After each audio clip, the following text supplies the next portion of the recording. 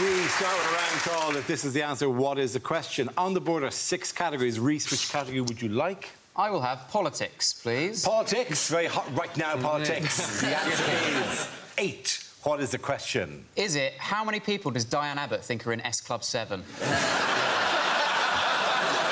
Is it, how many bottles of champagne did Theresa May pour down the sink on Thursday? Is it, how many days will Richard Hammond now have to spend renewing his car insurance? He's fine.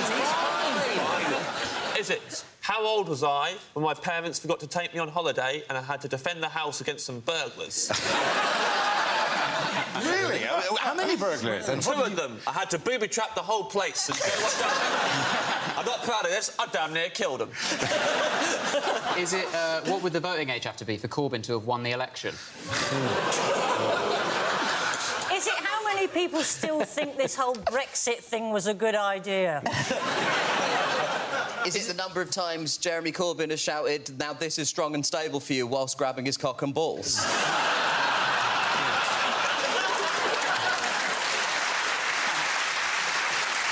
Feels that the sentiment is accurate, but yet somehow I just don't see him doing it. That's a very risque joke coming from me tonight, given that I've come dressed as a brown reverend. You are. Reverend is your look. Is it, the supermodel got fired because she what? Is it, how many... Are you booing him or society? Is it an all-supermodel audience? No. You don't boo that, it's just called you all fat. He literally called you ugly. And he's not a reverend. He can't do... That's not God talking right there, right? Beware the wrath of the chocolate vicar of Dibley. I thought it was only my family that said that. Is it, how many times an hour do I watch that gif of Jeremy Corbyn high-fiving a boob? Just I love it. Right, the knocker, imagine what he would have done if he'd won. Is it, when I took my driving test, how many minors did I hit? Is that what the actual correct answer is? Yes. Yeah. How many days till the next election?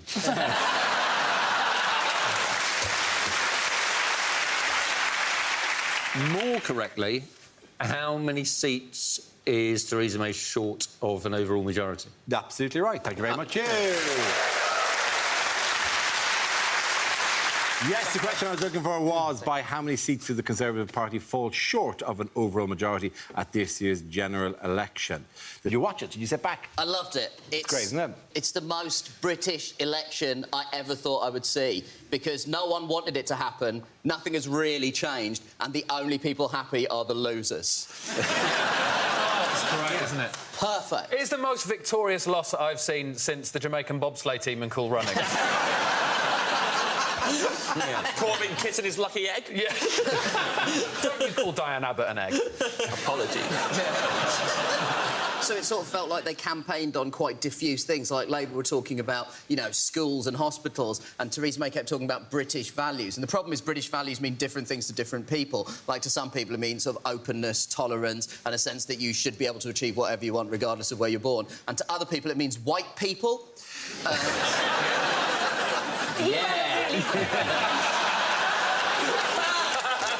Well, thanks, Rhys, for coming in, for balancing off the panel, because we haven't had any just openly racist people on.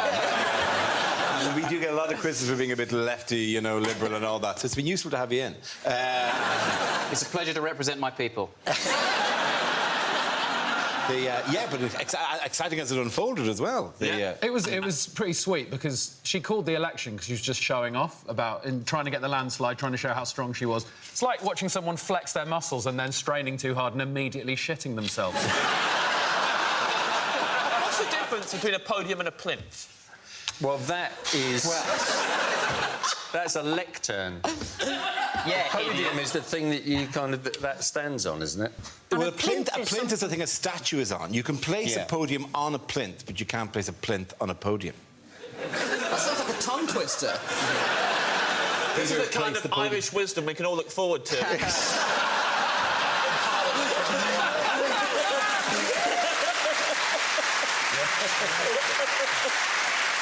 Which neatly brings us to the Democratic Unionist Party, who are the new power brokers. Let me just reassure you that you may be enjoying my work or Graham Norton's work or Terry Wogan's work. The DUP are not in the whimsical end of Irish.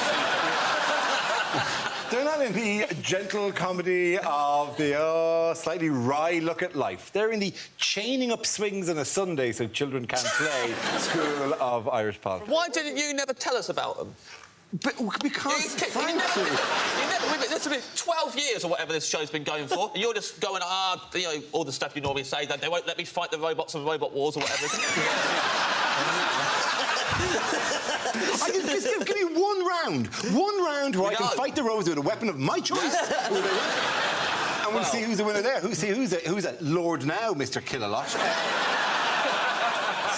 Why have I not told you about the pleasures of the DUP? Because you ain't ready for the DUP.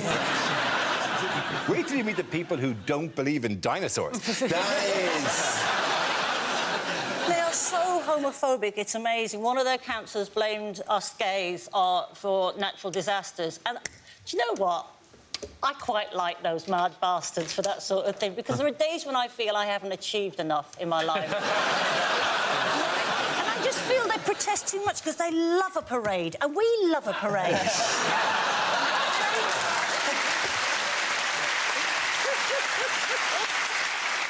One of them was on the council, and somebody applied to put an Oktoberfest, to hold an Oktoberfest, and he said that's fine, but then tried to ban beer. They're not the party. Oktoberfest without beer is just sausage and lederhosen, and no one wants that. There's sort of constantly been an obsession with sort of what Labour might do, and even after the election, there's been an obsession with Labour ministers having to U-turn because they supported Jeremy Corbyn. But surely the, you know, DUP thing is the biggest U-turn of all, to go with the other U-turns on social care and the fact that Theresa May campaigned for Remain and is now pushing for a Brexit so aggressive, Pret a Manger is going to have to change its name to Lunch in it.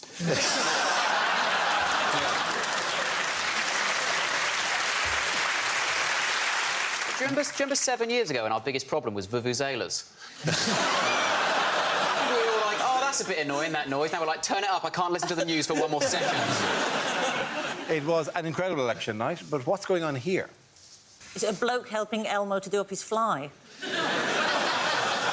Oh, my God, Elmo's turned Nazi. It's just a perfectly normal example of a fully grown man dressed as Elmo stood near a child's playground. It's perfectly fine, perfectly innocent, nothing's going on. It's just a classic fancy dress election. You got Elmo, a bouncer, Phil Mitchell, Cruella de Vil, and Woody Allen.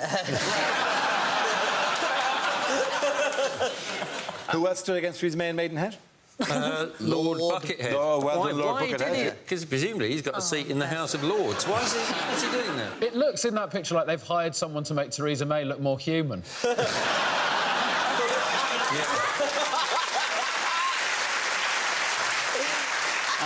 Petty gripe, but his head is not a bucket. So it is yet another lie from a politician. Also, if his eyes are where the slit is in that helmet, he's got a fucking weird head. It is, yeah. I'll give you that. That's probably why he wears the bucket. If he didn't, he'd be very self-conscious about that. He's got this huge, weird, pencil-shaped head. His eyes just like at the top, like a couple of antennas.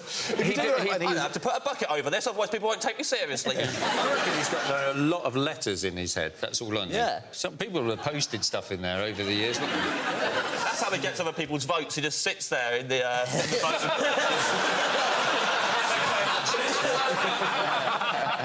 Did that one just talk to me? It just shook its head, I swear to God.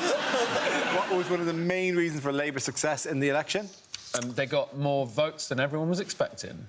OK, We all voted, me and all the rest of the Scouts. We got down there and we voted. We did, didn't we? We kids did it. And the Grind Stars. Young people, me and Stormzy.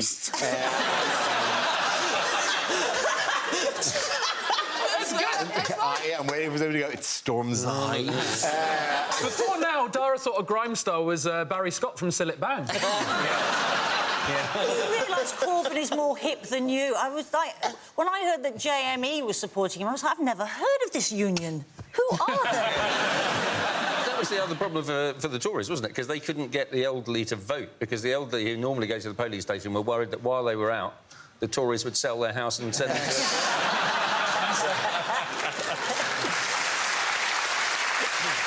Also, to a certain signal the death of traditional media for young people anyway. I mean, this dead people. This.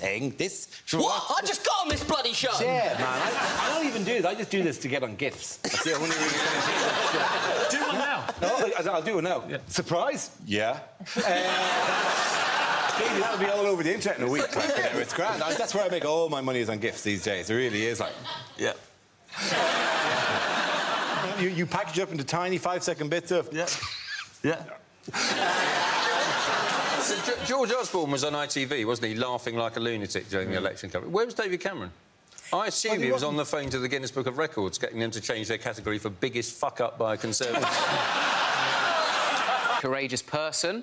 Like the other day, I was walking home from a night out and I got myself a kebab, even though I knew full well that back home I had run out of Gaviscon.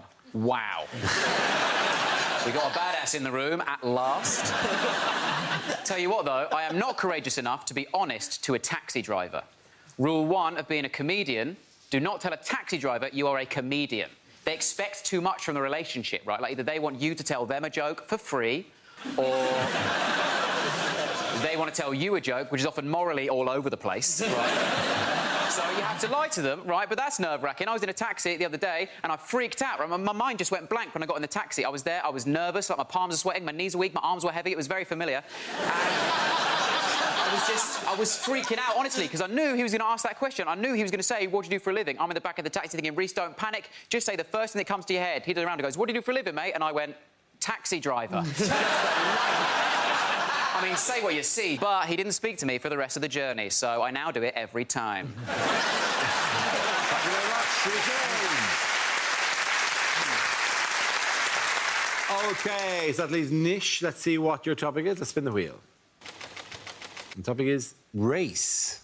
I'll take this one, Rhys. Difficult and interesting time to be a non-white person living in Britain right now. But I think things are improving, especially to be a non-white comedian. Because 10 years ago, I got some advice from a former agent. She said, Nish, you should stop mentioning on stage that you're not white. And I was like, people are gonna know. I'm not exactly flying under the radar race-wise here. So a couple of weeks later, I got offered an audition in a sitcom. Now, that part required me to do what was cheerfully referred to in the script as the accent, right? Weren't talking about French, were they?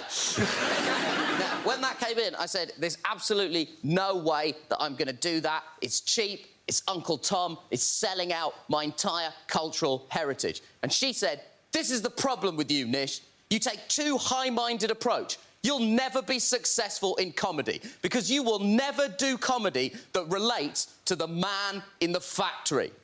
And when she said that, I said, I don't really relate to your paradigm of the man in the factory. I think what you're trying to say is that I should appeal to as high a percentage of the British population as possible. But in the 80s, we shifted from a manufacturing to a service-based economy. So actually, if you wanted to talk about most of the British public, what you should have said is the man who works in the shop or the man who works in a hotel. And she said, I mean, this is exactly what I'm talking about. Thank you very much, Nish. Points in the line go to Rhys James. Come back.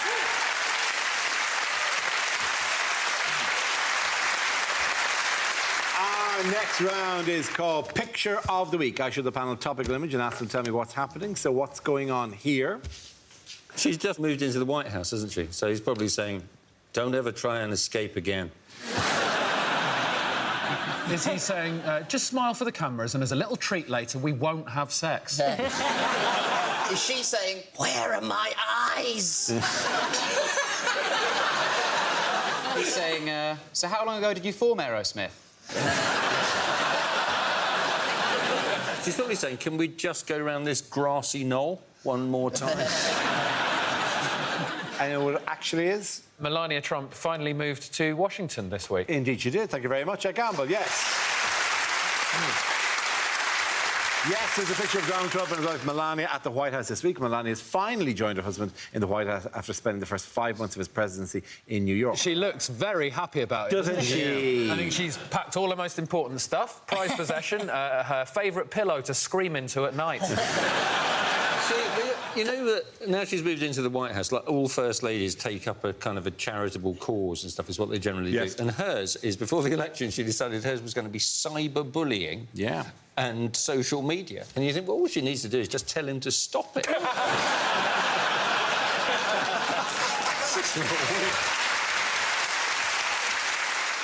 Melania tweeted a photo of her at the White House saying she couldn't wait to make some memories in her new home. And those memories will presumably include her husband being impeached and cupboard sex with her bodyguard.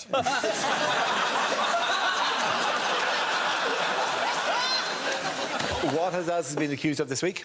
Lying, I guess. Yeah, well, isn't that's he? a general but thing. It's the specific lies? So he's in this problem, isn't he? So James Comey, who was the head of the FBI, who we sacked for investigating his links with Russia. Yep. Now it's the cover-up he's being accused of, isn't it? It is actually, lying. that he got rid of him in order to, you know... How tall is James Comey? 6'8". It is not the look you want in a spy, is it? American politics is so much more badass than British politics. They've got the ex-head of the FBI testifying against the president because the Russians might have rigged the election. We've got a man with his bucket on his head and a fish finger. But he had a fantastic interaction. He said that at one point they had a discussion, Trump and Comey together, where Trump turned to Comey and said, I want loyalty. And Comey said that he just stood there not saying anything, hoping that he could get out of this moment, and eventually had to say something and said, I can promise you honesty.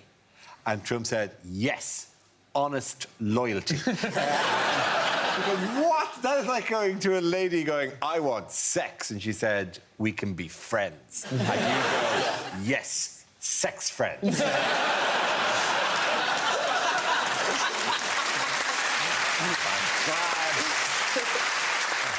Good to know we're on the same page here. It's like he's genuinely upset that Comey's talking about stuff, because they had a discussion in the Oval Office, and now Trump's going, he's a leaker. To be fair, though, most men Trump's age are leakers anyway, aren't they? Whether they want to be or not. Yeah, quite often he pays for it. Isn't calling him a leaker basically saying it is definitely true? Yes, it is. Shouldn't he be calling him a liar? Yeah, if someone accused me of murder and I went, well, someone's a chatterbox, aren't they?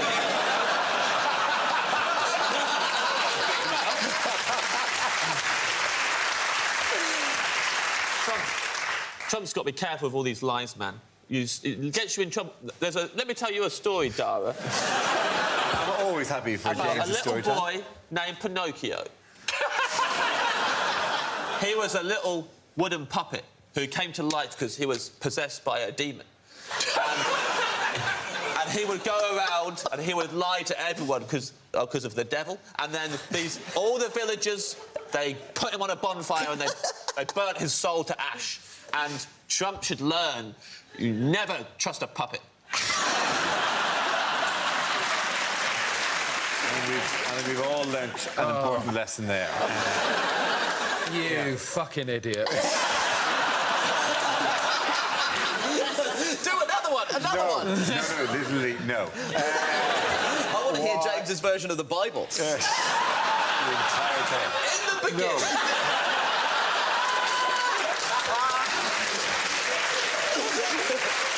Although I would like the DUP to hear this. What has Trump allegedly put on hold? His trip to London. His trip to London! Little trip to London.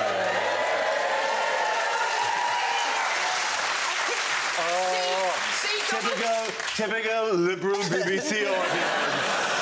What were you worried about, mate? They're clapping you right now. Yeah. It's a bit sort of weird, isn't it? Is this the man who said he would take on ISIS is not coming because he's scared of a few Guardian readers with placards? He's made a huge mistake as well. He's named the new British ambassador from the US is called Woody Johnson, who is perhaps the most American-named man of all time. You may as well have just got the new ambassador is called Hamburger Gun. The name Woody Johnson is essentially penis. Yeah. Double dick rolling into town. Oh, wait, double dick's running late again. Always keeps you waiting, does double dick. The most American man I've ever met was a man who was called Randy Yanker. Genuinely called Randy Yanker. People don't know this, but Hugh used to be a porn star. It was used to be. Yeah. It was huge, Dennis, wasn't that the...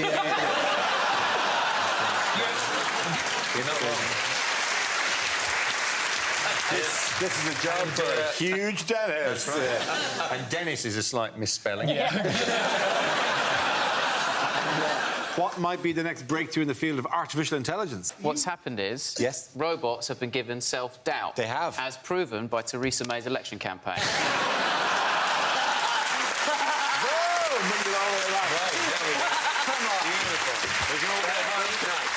We can all go home. Stand stable, strong and stable, strong and stable, strong and stable.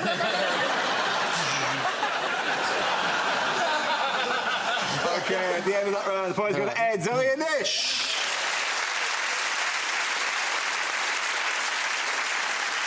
Now we come to scenes we'd like to see. So if everyone can make their way over to the performance area, I'll read out this week's topics, then we'll see what our panelists can come up with. OK, here we go. The first subject is...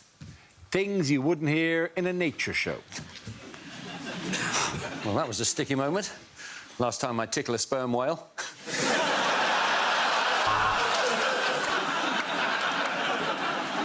It's been said that male cows don't defecate, but as you can see, that's bullshit. The best way to tell the difference between an Indian and an African elephant is that one of them is an elephant.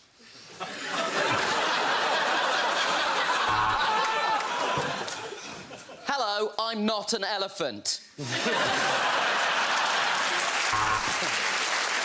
Told you. The baboon is one of the most sophisticated primates. Would you look at the arse on that?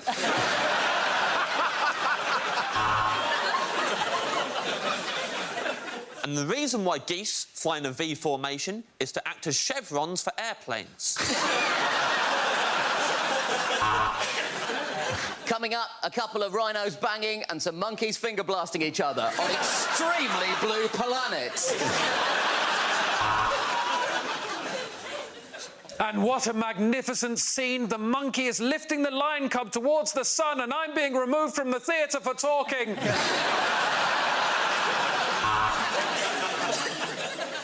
Dawn rises on the Serengeti. Dawn has no idea how she got there.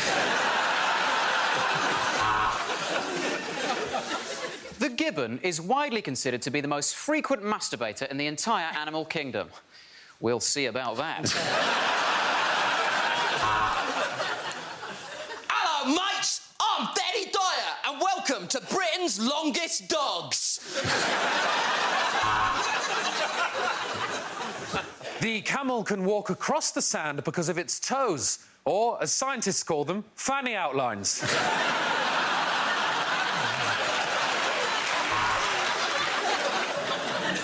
And here we have a tiger happily eating Frosties. Tonight's episode is dedicated to the memory of our cameraman, Charles Frosties.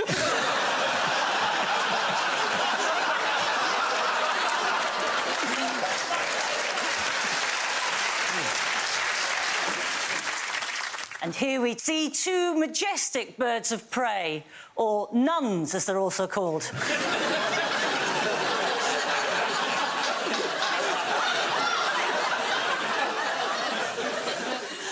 Here we have a woodchuck, also known as a groundhog, prompting the question, how much ground could a groundhog hog if a groundhog could hog ground?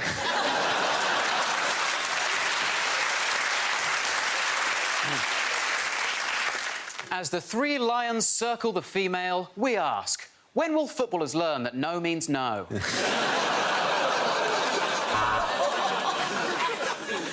The crab scuttles into view. I should have used the special shampoo again.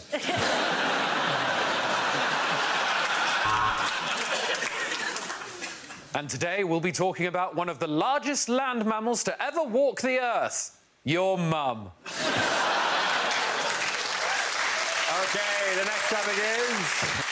unlikely chat-up lines. No, should have gone to Specsavers.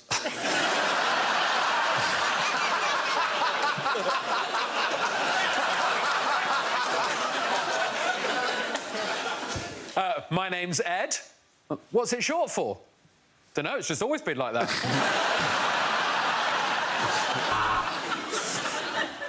You had me at hello, which is why most of my friends think I'm a bit of a slag. Your father must have been a thief, and I'm going to catch him if it's the last thing I do. Your father's got a present.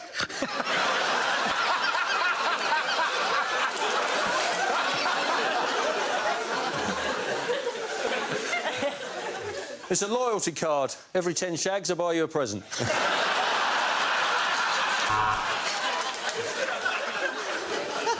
Hey, are you a parking ticket? Because I picked you up on the street and now I can't afford to pay you. Love is blind, and so am I. Now let me feel your face so I know you're not a munter.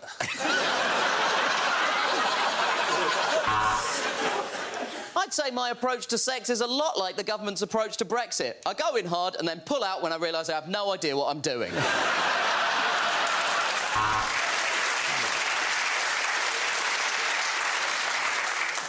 Oh, so when you sit there seductively licking your lips, that's sexy. But when I do it, I'm weird and should get off your lips.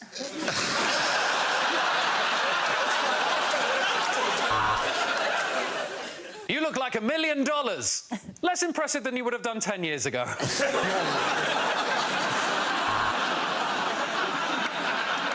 I like my men like I like women.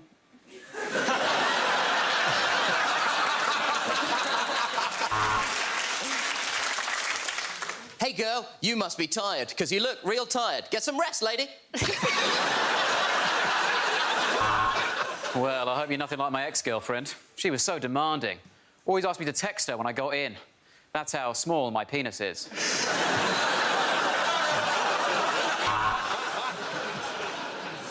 So do you come here often? To this STD clinic? If I could rearrange the alphabet, I'd put you and I together, which is why I was fired from my job as an English teacher. Roses are red, violets are red, you are red, the sky is red, I'm bleeding in the eyes.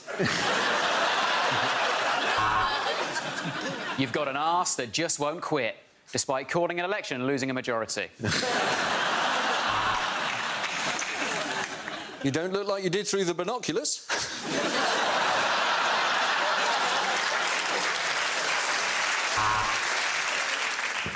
If I said you had a nice body, would you hold it against me? While I cry on your shoulder, I'm so lonely, God, I'm so lonely.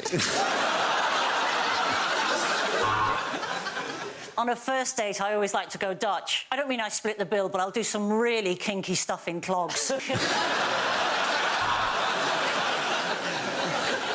I like my women like I like my coffee. Always getting my name wrong.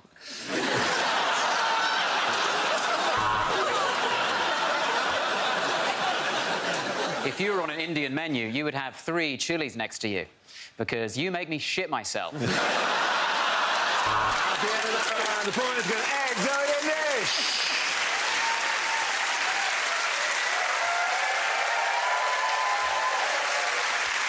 And that's the end of the show. This week's winners are Nish, Kumar, Zoe Lyons and Ed Campbell. Commiserations to Rhys James, Hugh Dennis and James Acaster. Thank you for watching. I'm Dara Breen. Good night.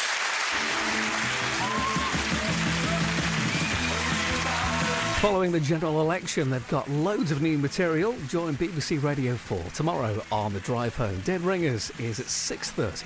But next, it's Newsnight.